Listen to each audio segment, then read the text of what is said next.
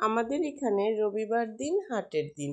সবচেয়ে বড় হাট তেবাড়িয়া হাটে পাওয়া যায় না এমন কিছুই নেই। গতকাল রবিবারে আব্বা হাটের থেকে বেশ কিছু চারা নিয়ে এসেছে। আব্বাকে বলেছিলাম আম বাগানে চারাগুলো লাগাবো, তাই দেখো আব্বা কতগুলো চারা এনেছে।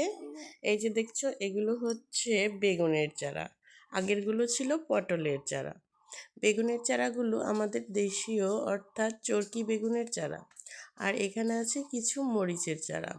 বর্ষার সময় মরিচের দাম খুব বেশি হয়, যদিও আমরা জমিতে মরিচ লাগিয়েছি, তাই ভাবলাম এখানেও কিছু মরিচের চারা রোপণ করে দেই, তাতে বাড়ির খাওয়াটা হয়ে যাবে। এই যে এগুলো এগুলো হচ্ছে পটলের চারা, এটা হচ্ছে বেগুনের চারা, সাথে আছে মরিচের চারা, আর কিছু লাল শাক আর ডাঁটার বিচি, সাথে মিষ্টি কুমড়ার বিচি।